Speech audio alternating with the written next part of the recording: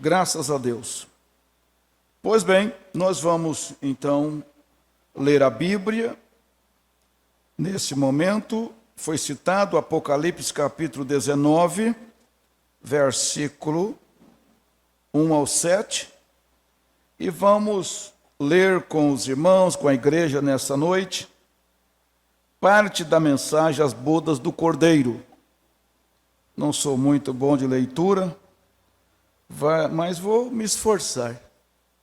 Espero que vocês entendam. Aleluia, né? Graças a Deus. Todos são bem-vindos, em nome do Senhor Jesus Cristo.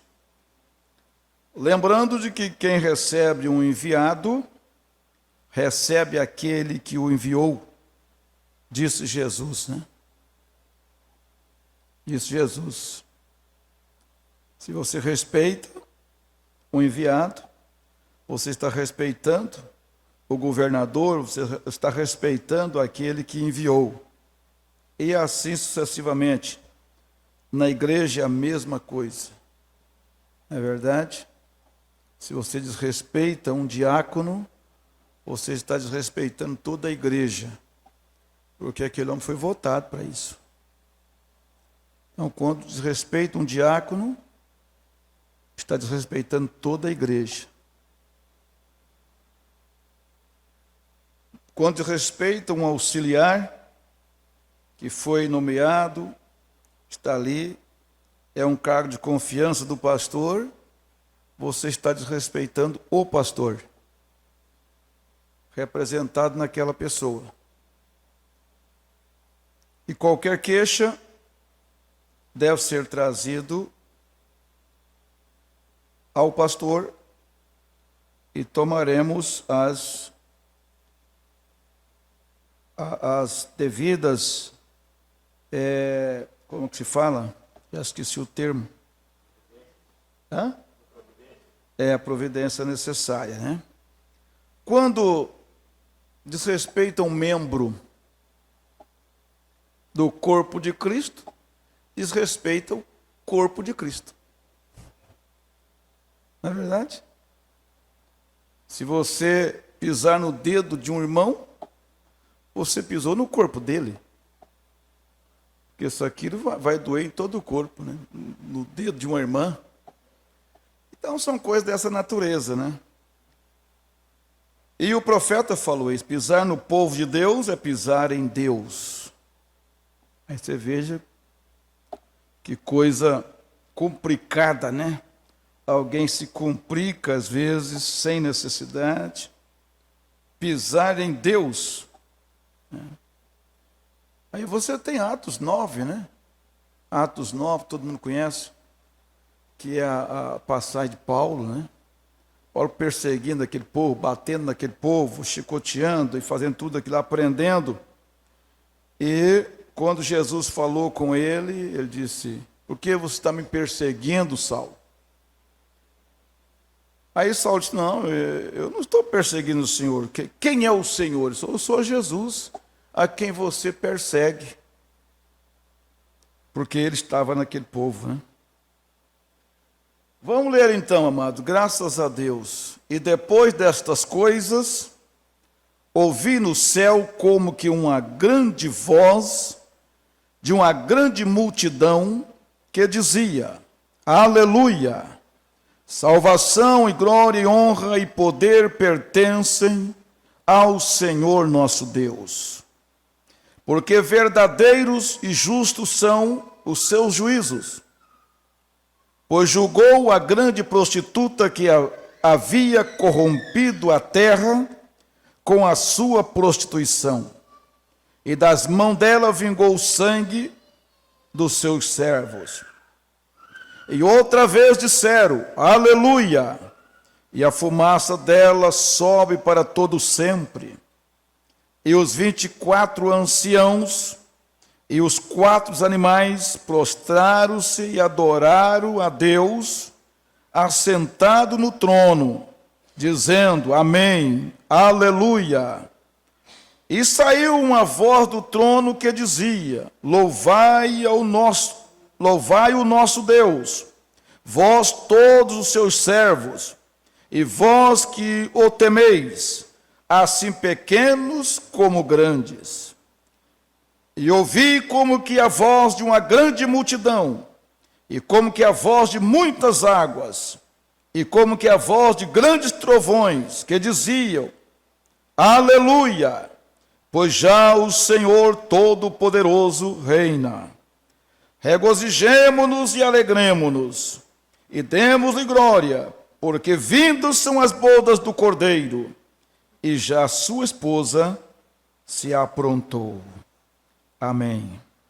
Abençoe, Senhor, a tua palavra em nossos corações, com cura, alívio de qualquer dor, cansaço, fadiga, preocupações.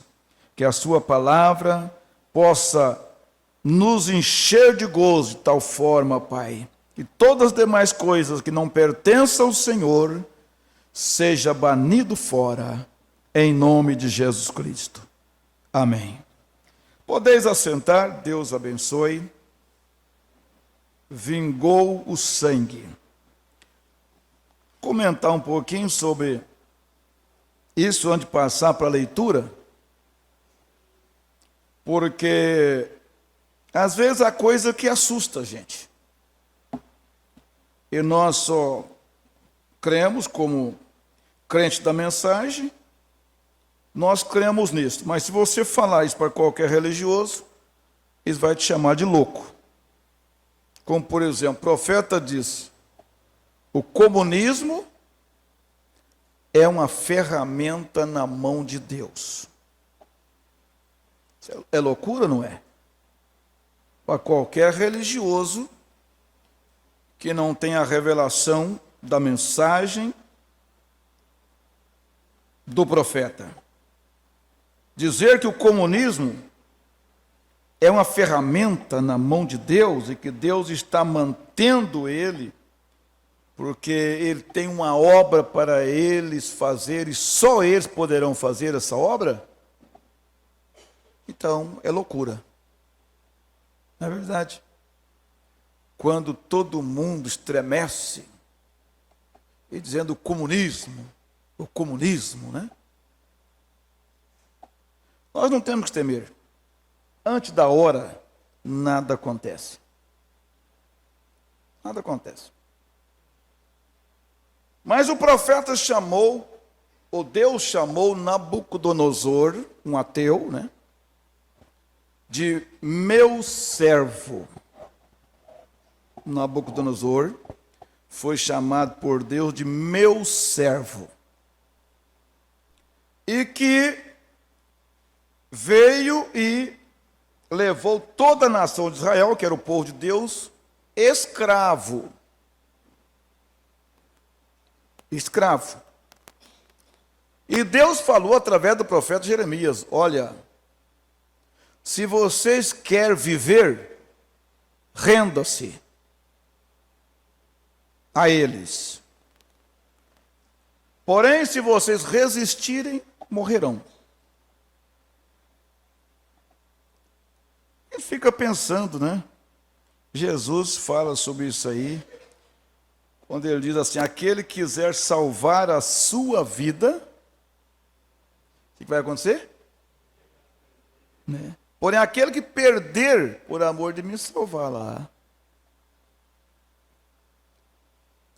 Mas eu gosto muito, e quando houve a invasão, não da invasão, não é isso, mas quando houve a invasão de Jerusalém, lá atrás, bem antes de Cristo, por o exército babilônico,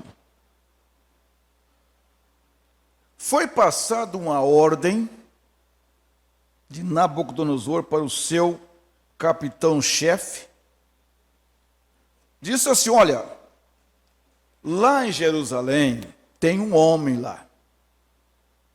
Ele é um profeta. O nome dele é Jeremias. Você trata bem este homem. Agora você veja bem. Quem deveria dar essa ordem para tratar bem a Jeremias? Era Nabucodonosor, um pagão? ou o próprio rei de Israel, que era considerado cristão, povo de Deus, vamos dizer assim, irmão. Quer dizer, mas aquilo que o próprio povo de Israel, o rei, os governadores, vamos dizer, se os seus comandantes ali não fizeram, veio um lá dos confins da terra e fez. Trata ele bem. Pergunte se ele quer vir para cá, nós vamos arrumar um lugar de honra para ele aqui. Porém, se ele não quiser, arruma um lugar para ir lá e trate ele bem. Enquanto o povo de Jeremias estava lançando no calabouço, na prisão, a ordem estava vindo lá de fora para cuidar, né? Isso é bom. Deus sempre tem alguém, sempre tem um anjo aí para cuidar, né? Graças a Deus. Mas o profeta então leu essa escritura e após ler a escritura, ele começa dizendo: gostaria de falar esta noite sobre o assunto as bodas do Cordeiro. Apenas por alguns momentos para reticência. Estamos tão familiarizados com esta escritura, sem dúvida, seu adorável pastor já abordou este assunto muitas vezes. O profeta dizendo: e isto, sabemos que haverá uma noiva. Então é bom saber que há uma noiva, que haverá uma noiva. Mas melhor do que saber que haverá uma noiva é saber que faz parte desta noiva, que é membro desta noiva. Isso é melhor ainda. Haverá uma ceia servida nos céus. Aí você diz: eu estarei lá. Eu estarei lá. É lógico que tudo isso necessita de um preparo. Preparo. Como nós encontramos ali em São Mateus capítulo 25, versículo o 9 e o 10. A Bíblia diz que as que estavam preparadas entraram. Quem estava preparado entrou. Quem não estava preparado, chegou atrasado, não entrou. Então, precisa de preparo. Isto é tão certo como Deus o é, porque é a sua palavra. E sabemos que aqueles que formarão aquela noiva serão sua igreja. E eles aparecerão diante deles sem mancha ou ruga.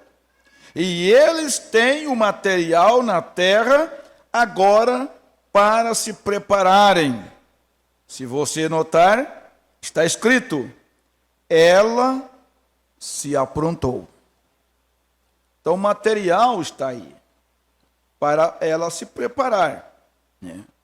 Ela tem o pente para pentear o cabelo, ela tem o perfume, ela tem tudo. É como o profeta vai falar mais aqui na frente sobre Esther, que Esther rejeitou o adorno do mundo, ou adorno mundano, né? Ela rejeitou. E a noiva precisa rejeitar muitas coisas que querem injetar nela, querendo injetar nela uma beleza artificial. Mas Deus não é Deus que está querendo isso. Não é o noivo que está exigindo isto. Isso é pensamento próprio, humano. Porque quando é a exigência do noivo, aí sim. Então o profeta diz, a sua igreja, e eles aparecerão diante... Não, aqui eu já li. Muitos dizem, se o Senhor tirar de mim este espírito maligno, da bebida, do jogo, da mentira ou do roubo, eu o servirei. Mas isto é com você. Veja, você tem que fazer algo também. Quem vencer herdará todas as coisas. Quem vencer, você tem poder para fazê-lo, mas deve estar disposto a se render. Vê? Ela se aprontou. Eu gosto desta palavra, diz o profeta. Todos nós gostamos, né? Veja, Deus não poderia nos empurrar através de um cano e nos puxar pela outra extremidade. Então vamos arrumar um tubo aí, um cano de 200 polegadas, né? 300 polegadas, e aí Deus pega a pessoa, empurra ele ali assim, e corre do outro lado, puxa, e diz assim, bem-aventurado aquele que vence. Você venceu, passou dentro de um cano, chegou aqui, grande vitória, né? Grande vitória, puxado, empurrado e puxado. Já pensou uma pessoa chegar no céu empurrada e puxada? Amarrada de pés e mãos, e Deus disse, você vai ter que ir para o céu de qualquer maneira. Na marra, você vai ter que ir para o céu na marra. E amarra a pessoa, e as pessoas esperneiam daqui, esperneiam de acolá. Eu não quero ir para o céu. Deus fala, você tem que ir. Hã? Não. Você caminha neste caminho por livre e espontânea vontade. Creio que não tem ninguém aqui obrigado, né? Você não foi para as águas para ser batizado obrigado. Não te amarraram e te jogou você na água, não. Teve que haver uma decisão, um querer. Então você vem aqui porque você quer, você não pode nem sequer ser obrigado a vir aqui. Ninguém tem que ser obrigado a vir aqui. Estas portas estão abertas para as pessoas virem e entrarem, se assentarem aqui e adorar a Deus segundo a lei da sua consciência, diz o profeta.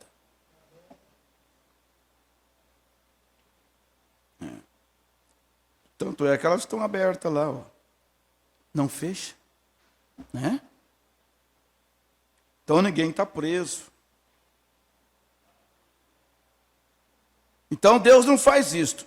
Você não tinha nada para vencer, para superar. Ele simplesmente te empurrou. Mas você tem que tomar decisões por si mesmo. E eu tenho que tomar decisões por mim mesmo. Ao fazer isto, mostramos nossa fé e respeito a Deus. Então, se eu tiver que perder alguma coisa por esta mensagem, por essa decisão que eu tomei, eu não lamento. É a minha decisão. Eu escolhi isto. É a minha escolha. Louvado seja Deus. A Abraão foi prometido um filho, mas ele teve que segurar nesta promessa por 25 anos. Os altos e baixos que ele teve e tentações naqueles 25 anos, mas ele manteve a palavra da promessa. Teve fraqueza, teve falha, não é verdade? Inclusive, sorriu também de Deus. Ou dele, né? Quando Deus falou que ele ia ter o filho, estava quase 100 anos de idade. Vocês já leram isso na Bíblia? Que Abraão também sorriu? Que só fala só Sara, né? Sempre Sara. Mas e Abraão também sorriu. Quem já leu, levanta a mão. O irmão está dizendo que já leu ali. Veja. Ninguém mais leu? Leu, Mandel? Olha lá, Mandel já leu também. Quem mais? Não lembra também? Então vamos ver aqui em Gênesis, capítulo quanto mesmo? Quem já leu aí? Fala o capítulo. Eu não sei se eu vou encontrar, se é o capítulo 17. É o capítulo 17, você veja bem. Agora o problema, irmão, não estava nele Sara ter sorrido. Que há muita gente, às vezes, pensa que o problema estava em Sara, porque Sara, tanto Sara como Abraão, não sorriu de Deus. Então, eu usei a expressão, mas ele não sorriu de Deus. Ele sorriu deles mesmo, porque passa aquele quadro na mente, né? Lembrando diz que passou na mente de Sara aquele quadro, ela amamentando uma criança, uma anciã de 90 anos. E trocando as fraldinhas da criança e aquele trabalho todo, né? Então aquilo passou na mente dela e ela achou engraçado aquilo, né? Agora, aí o problema veio depois, quando Elohim perguntou por que ela riu. Aí que foi o problema dela negar. Para Abraão não foi perguntado. Então está aqui em Gênesis 17. Eu vou ler do 16. Porque eu a hei de abençoar e te hei de dar a ti dela um filho. Falando de Sara. E abençoarei, será mãe das nações. E reis e povos sairão dela. Então caiu Abraão sobre o seu rosto e riu-se. Achei engraçado, né?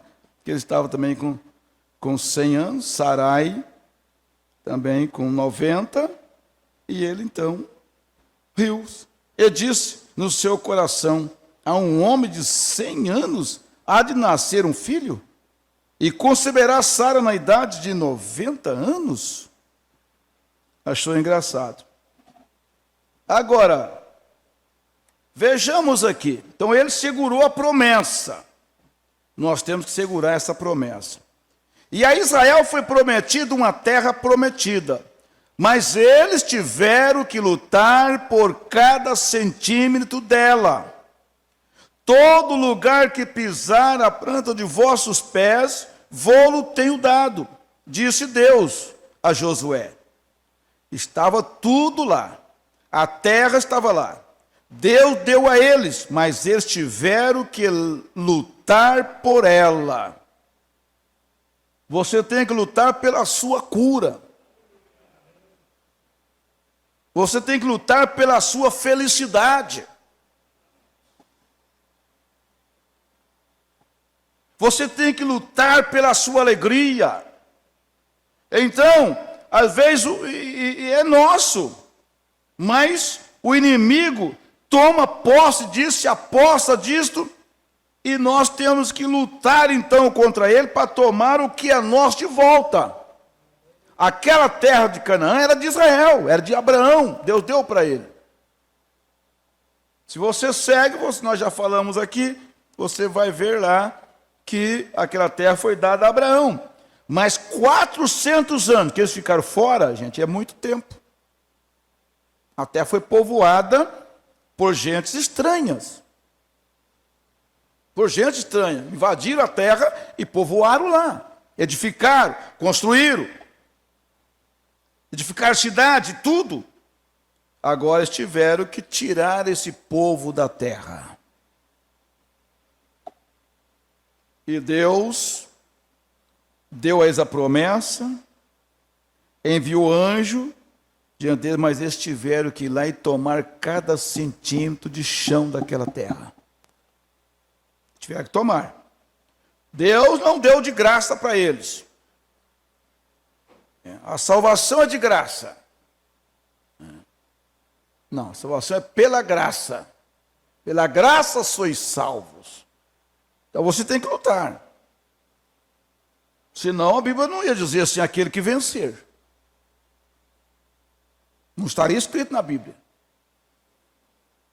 Está dizendo de vocês, pode dormir tranquilo, cruzar os braços, é de vocês. E Deus mandar anjo lá e acabar com tudo, e colocar cada um na sua casinha lá, dizendo, tá aí, ó, agora, tá, você já está na terra agora, vai trabalhar, cria a sua família aí e pronto. Não. Deus falou, vocês vão lá, tomem a terra e construam a sua casa, crie a sua família e pronto, a terra é boa. Da mesma forma é a cura divina. Deus tem poder de curá-lo, se você tiver coragem de aceitá-la, mas você lutará em cada centímetro do caminho. Deus tem sublime graça para salvá-lo, e Ele fará isso, mas você lutará em cada centímetro do caminho.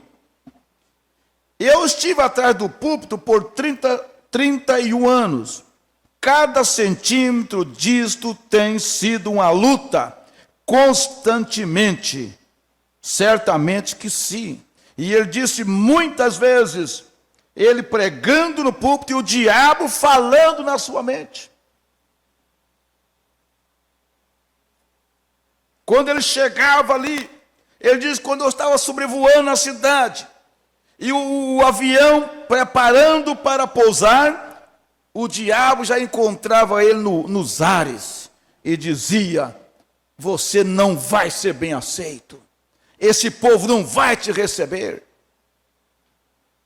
Mas quando chegava lá, as tendas superlotavam de pessoas, e as curas eram em massa. E se o profeta tivesse dado ouvido ao diabo, até mesmo quando falou com ele lá, naquele quartinho de isolamento, onde a sua filhinha estava lá com mosca varejeira na boca, nos olhos. E o diabo mandou ele parar, e lançou tantas dificuldades, e tentou jogar ele contra Deus. E você pensa que o diabo muitas vezes não tenta jogar você contra Deus? Jogar você contra a mensagem? Irmão, esse povo que está aí dizendo que o Mombrano não é profeta, que a mensagem não é isso, o diabo conseguiu jogar eles contra a mensagem, é só isso. Eles deram lugar e o diabo jogou eles contra a mensagem, e eles não estão crendo. Satanás tentou jogar o irmão Brana contra Deus, dizendo, Deus não te ama. O que custaria se Deus olhar para a sua bebê, ela seria curada, e ele recusa fazer isso. Então ele tentou jogar o profeta contra Deus, mas não teve jeito. Aleluia. E ele tenta fazer isso. Agora, imagina bem, se ele tenta jogar nós contra Deus, não tentaria ele jogar nós uns contra os outros? E muitas vezes ele tenta jogar um irmão contra outro, uma irmã contra outra.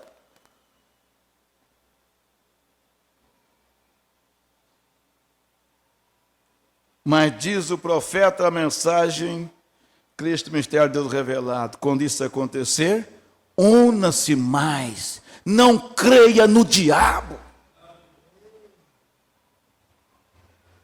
Esse é o trabalho dele.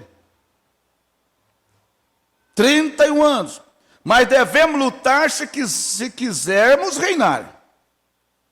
Então descobrimos que a noiva tem que se preparar. Estejamos dispostos a deixar todo o embaraço e o pecado que tão de perto nos rodeia e corramos com paciência a carreira que nos está proposta. Devemos deixá-lo de lado nós mesmos. Não podemos dizer, Senhor, vem, coloque-os de lado para nós. Temos que fazer isso nós mesmos. Às vezes nós queremos que Deus venha e tire o problema. Irmão, tem algo que Deus faz, mas tem outros não. aquilo que é para mim fazer, Deus não vai fazer. Senão eu vou me tornar apenas um preguiçoso, um molenga. Não, Deus não faz. E às vezes Deus tem que dar um empurrãozinho na gente. Vai, rapaz. Veja. Agora, eu gosto de pensar em casamento. Olha bem. Eu tive o privilégio de casar algumas pessoas. E eu penso quando eu trago um jovem, uma jovem até o altar e vejo andar pela igreja, e ela bonita, com as suas vestes nupciais, e o véu caindo sobre o rosto, e o noivo ereto, vestido formosamente, e jovem, cheio de vigor, enquanto caminha até lá na melhor forma das suas vidas, e faz aqueles votos, acho que há algo de doce nisto. Faz o voto, e diz o irmão Branham que o que casa aquele rapaz, aquela moça, é aquela palavra que eles dão um para o outro. Não é o juiz e nem o pastor, por mais que faz uma pregação bonita e fala tanta coisa, isso não casa ninguém.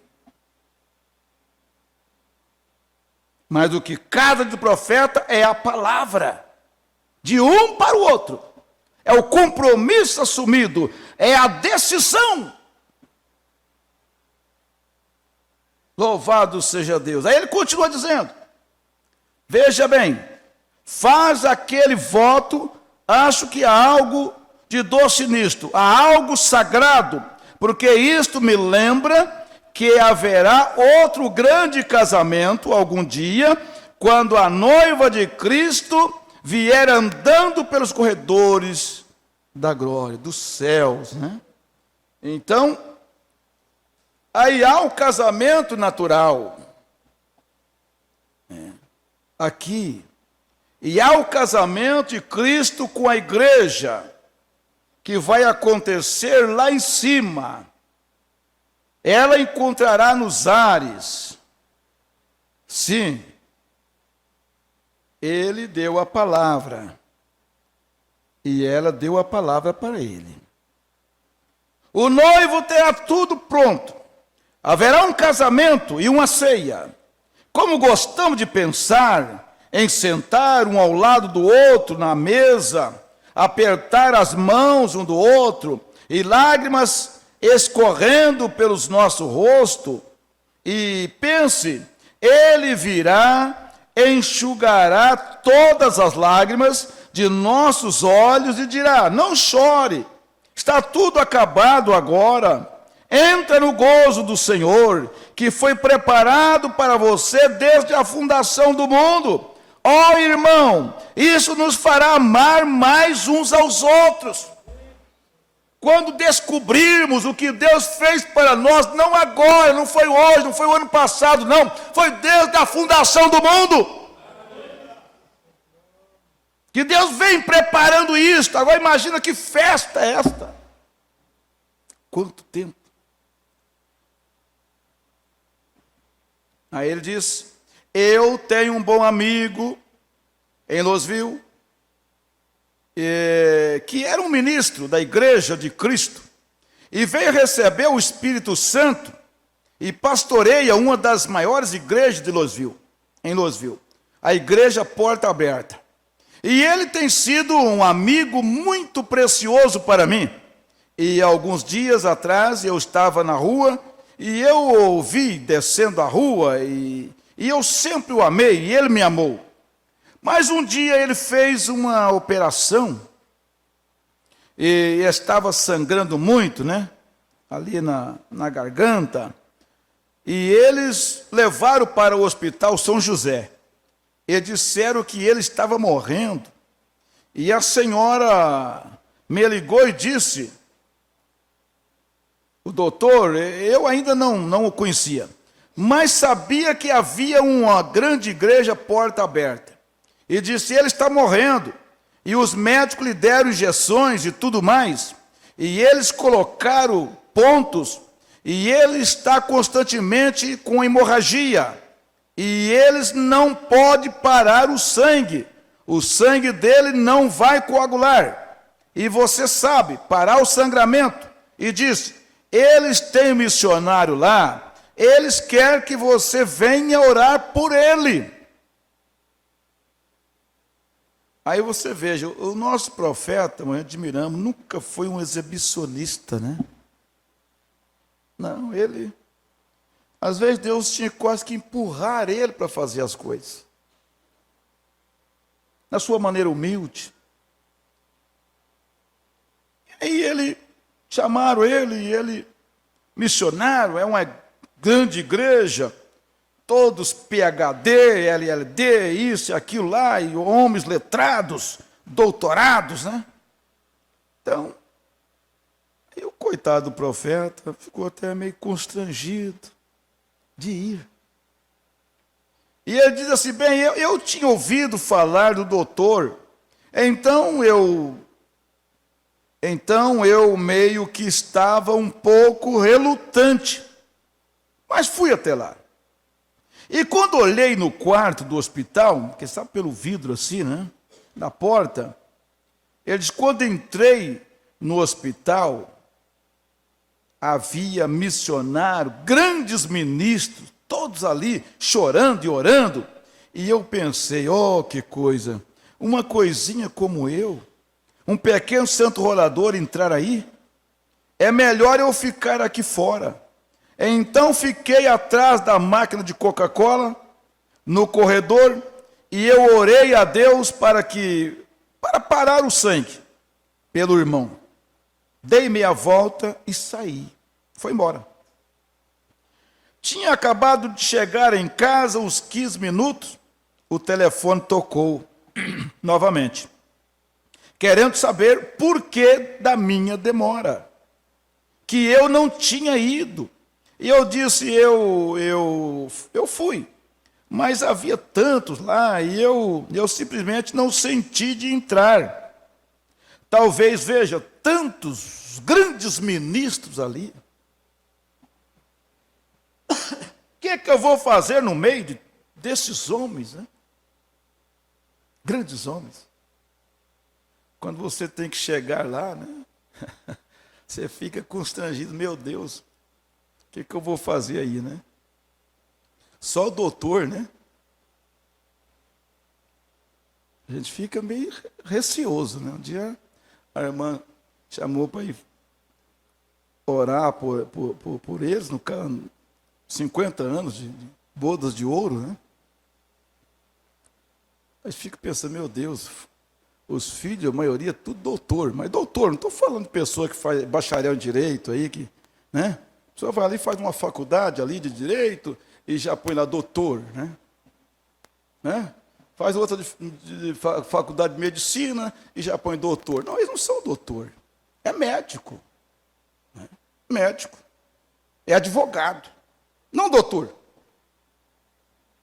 Doutor é um defensor de tese, que é formado em doutorado. Aí ele tem que fazer mestrado e doutorado. Aí é doutor. Estava conversando com o irmão lá no encontro, ele é médico, lá de São Luís do Maranhão. Aí ele falou, ô doutor, ele falou, não, eu não sou doutor, eu sou médico, irmão. Eu não sou doutor. Mas a gente costumou chamar todo mundo de doutor, né? Então fez uma faculdade, já é chamado de doutor, né? Mas na verdade, doutor mesmo, ele tem que ser formado em doutorado. É um defensor de tese, né? Mas ali estava, acho que uns 3, né? Filhos e filhas da irmã, doutor mesmo, todos, né? Doutor mesmo, formados e...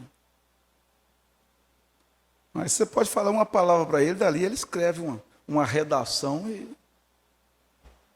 É uma sabedoria incrível mesmo, né? Está vendo aí esse ministro do trabalho aí, Ivo, não sei o que lá, dando uma palestra ali para os juízes, né? E generais do exército, a coisa, eu falei, meu Deus, o homem tem tanta coisa dentro da cabeça que você fica pequeno. E o profeta diz, não adianta você conversar com um sacerdote católico, que passa a vida toda estudando. Se você querer conversar com ele, vencer com a sabedoria de letra, você nunca consegue. Nunca consegue. Esse homem conversa com você, talvez o dia inteiro, e quase se repetir as coisas. Ele tem assunto. Ele estudou. Agora, você que só sabe falar 2, 3 palavras, vai fazer o quê, né? Né, Antônio? Vai fazer o quê? Deus tenha misericórdia. Aí o irmão Brana viu ali todos esses grandes ministros, ficou constrangido, foi atrás de uma máquina de Coca-Cola, tinha no corredor ali do hospital, fez uma oração, foi embora. Continuar chamando, aí ele voltou. Aonde eu estou aqui? Aí ele voltou lá no hospital, né? E ele tinha ouvido aquilo, eu tinha acabado de chegar em casa, então ele disse, vem agora. Disse, o homem não viverá muito mais. Então eu voltei de novo. E quando eu entrei, diz o profeta lá, ele estava tentando fazer com que uma irmã católica aceitasse a Cristo como seu salvador pessoal, e sangrando, e o sangue escorrendo do canto da sua boca, e pregando para essa mulher, para ela converter a Cristo, e o sangue saindo pelo canto da boca, esvaindo, uma hemorragia, e os médicos não podiam fazer nada. Mas daí entra esse pequeno homem de Deus, o William Marion Brana. Ele diz, eu entrei ali, naquela condição, o homem estava ali, veja, eu entrei, e ele disse, como você está? Ele disse ele, como você está? Eu disse, como você está? E ele estava sentado na cama, e tossindo assim, e o sangue saindo. Então, cada tossida que ele dava, o sangue saía, né? E ele disse, qual é o seu nome? E eu disse, sou o irmão Brana. Sou o irmão Brana. Ele quase não gostava muito de dizer profeta, né? Ele podia até dizer, eu sou o profeta de Deus. Com muitos se fala com a boca cheia, né? Aqui está o profeta de Deus. Não, eu sou o irmão Brana. E ele começou a chorar, colocou os braços em volta de mim, e eu me ajoelhei. Agora o doutor da igreja Porta Aberta em Louisville envia-me uma carta dizendo assim, o sangue parou naquele segundo. Quando o homem abraçou o profeta e o profeta ajoelhou, o sangue parou. Deus queria mostrar para aqueles homens todos ali quem era o homem, através de qual homem ele estava trabalhando. Aleluia! O sangue parou e nunca mais se repetiu. Desde então, vê? Nós somos muito bons amigos desde então.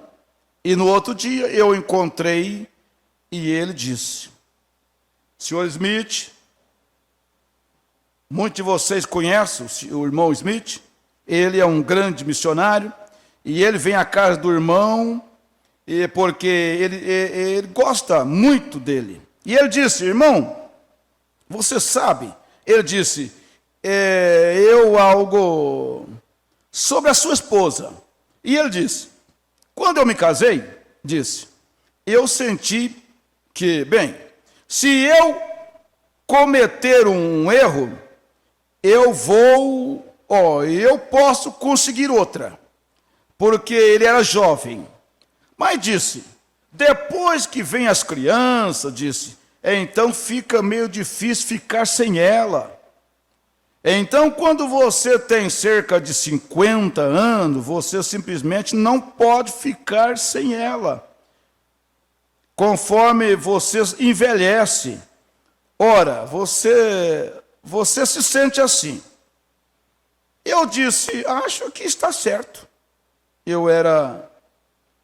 Como surgiu esse assunto? O profeta disse. Porque às vezes você está conversando, de repente surge um assunto que você fica pensando, o que nós estávamos falando mesmo? E depois entramos nesse assunto. Você não sabe, esquece, aí tem que voltar lá no assunto novo. Entrou num assunto, parece que é uma bifurcação, uma entrada lá. E o profeta disse, como surgiu esse assunto? Ele diz assim, esse assunto, você sabe como as senhoras podem fazer compras. E minha esposa estava lá, e ela é a rainha de tudo isso, né? Tudo isso. Elas apenas permanecem o tempo todo. Ele diz, meus pés quase que me matam na rua andando com ela. E ele estava me dizendo, disse, bem, você simplesmente não pode ficar sem ela. E é assim que se observa, né? Então, falando de ir à loja, né? Eu digo assim, a outra vez que eu for na 44 em Goiânia, eu vou levar um banquinho. Tem que levar, né? Tem jeito, mas aí dói o pé da gente, rapaz. Já pensou ficar, né? Aí entra aquela turma na loja. O vendedor dá um sorriso assim, que Colgate mesmo, né? Diz, fiz a feira, né? Aí olha e sai, não compra nada. Aí a tristeza bate, né? Mas é assim mesmo. Quando eu fui para casa, fiquei assentado na sala ali pensando, isto mesmo. E eu apliquei isto em outra coisa. Você vê que o Mombrana, ele ouvia um assunto e logo daquilo ele tirava uma mensagem. As grandes mensagens que o profeta pregou, ele tirou de o filtro do homem que pensa e o gosto do homem santo. Mombrana estava andando ali, de repente, ele viu um maço de cigarro, que as pessoas tinham já usado tudo, e jogou só o maço de cigarro ali. E o irmão Brana leu ali. O filtro hã? Como que é? O filtro do homem que pensa e o gosto do homem que fuma, parece que era, né? Mais ou menos assim. Aí ele foi e pregou a mensagem. O filtro do homem que pensa. E o gosto do homem santo, parece que é. Baseado naquilo ali. Entendeu? Ele ia andando na estrada, ele viu lá um cartaz lá na placa de anúncio, lá dizendo assim, fome. Fome. Aí ele falou assim, sabe que isso tem sentido? Né? Enquanto o outro coloca lá um churrasco assado, né? Uma coisa lá para chamar a atenção, o outro colocou lá fome, era o anúncio dele, fome. O outro tinha lá um cartaz bonito lá, né? No bar lá. Aí alguém foi passando, diz o Mombrana, e tinha uma pessoa, tinha bebido, estava caído lá na porta do bar. Aí ele entrou dentro do bar e disse, senhor, o cartaz do senhor está caído ali. Cartaz de propaganda, o senhor está caído ali, ó. Ele disse, mas como que está caído? Está ali, ó, é ele. É aquele bêbado ali, é o seu cartaz. É ele que vai falar se a cachaça que o senhor vende presta ou não presta. Aí o irmão Brana vem e prega a mensagem, né? Como que é o título da mensagem? Eu já esqueci. Mas ele fala que você é um cartaz de Deus.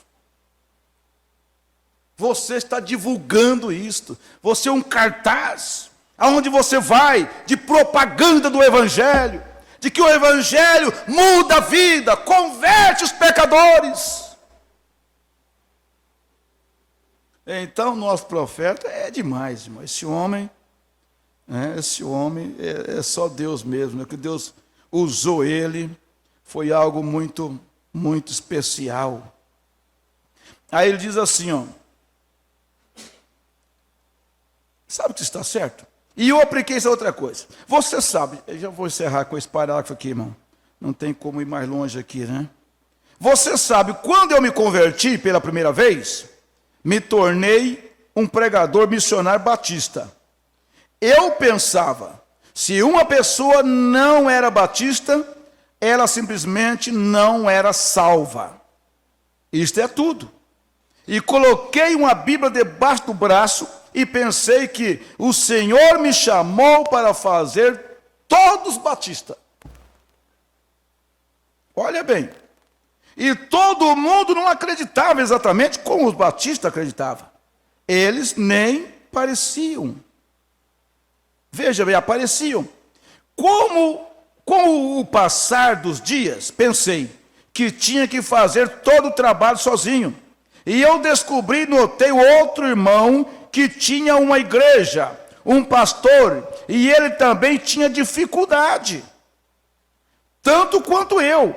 Afinal, isto também se estende a ele, você sabe. Então descobrimos que precisamos um do outro. Um do outro. E agora, depois que chegamos tão longe, é meio difícil não precisar um do outro. Isto é tudo. Nós apenas temos que ter um ao outro. E eu acredito que é neste grande movimento pentecostal, estou feliz em ver essas barreiras de indiferença se quebrando, e grandes igrejas de Deus começando a se fundir em comunhão. Significa que o casamento está se aproximando agora. E as pedras, por mais distintas que sejam, elas têm um lugar em algum lugar, naquele edifício, se são pedras do Senhor. Agora, o casamento, é certo sentido, é um tipo. Aí, se eu tivesse tempo, eu poderia parar aqui e nós discorrermos, pegar lá em Gênesis e trazer esse tipo, profeta. Os tipos não falham. Os tipos não falham. E se o casamento é um tipo, se a moça, ela vem ao altar tipificando a noiva de Cristo, está falando da noiva de Cristo. Ele representa o próprio Cristo. Diz o profeta, aplicando Isaac e Rebeca, como deveria ser isto? Como esse casamento deveria enquadrar 100% na mensagem? Para que realmente ele seja um tipo do casamento de Cristo e da igreja. Mas o que temos visto ao longo desses anos, às vezes casamento que não tem nada a ver com a mensagem. Nada. Então, não podemos deturpar os tipos. Não. Temos que cumprir esse tipo. E às vezes é difícil. Para ser um tipo é difícil. Não é fácil, não. Para José ser o tipo de Cristo, retratar Cristo na perfeição, veja por onde ele teve que passar. Para Jonas ser o tipo de Jesus, na morte, sepultamento e ressurreição. Ele teve que ir para o ventre do peixe. Agora vocês acham que lá dentro era facinho? Tinha lá campainha para a Jonas bater, pedir um cafezinho, e alguém trazia um cafezinho para a Jonas, ar-condicionado e um sorvete, né? Lá no ventre da baleia, lugar fácil. Não, ele mesmo disse, eu estive no ventre do inferno. Eu clamei a Deus do ventre do inferno. Ele estava sendo tipo. Que mais tarde Jesus disse, como Jonas esteve 3 dias, 3 noites no ventre do peixe, da baleia, importa que o Filho do Homem esteja no seio da terra. E aí você segue outros tipos. Davi, para ser o tipo de Cristo, ele teve que ser rejeitado pelo seu próprio povo, destronado, para ser o tipo de Cristo. Por que está acontecendo isso comigo, Senhor? porque eu estou passando por isso, Senhor.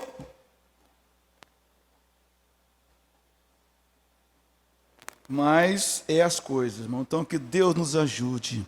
Aqui é um tipo do casamento celestial.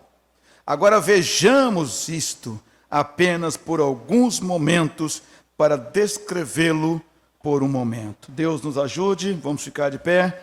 Deus abençoe. Quem sabe no próximo culto nós leremos mais um pouquinho desta mensagem, as bodas do Cordeiro. Isso deve estar realmente em nossos corações. Não é verdade? Você sentir parte disto. Se tiver que sofrer por isso, vamos sofrer por isso. Padecer por isso, vamos padecer. Porque a recompensa é grandiosa. Mas não é para qualquer um, é para os vencedores. Para os vencedores. E ninguém chega no final de uma carreira bonitinho, arrumadinho, né? Não. Chega ali, quem sabe, reunindo o resto de força, não aguentando mais, chega no final na linha de chegada. E muitos competidores, como já tem acontecido, quando chega na linha de chegada, ele cai, desmaia, às vezes com cãibra e tanta coisa. E precisa ter ali um paramédico, alguém ali para socorrê-lo. Mas chegou!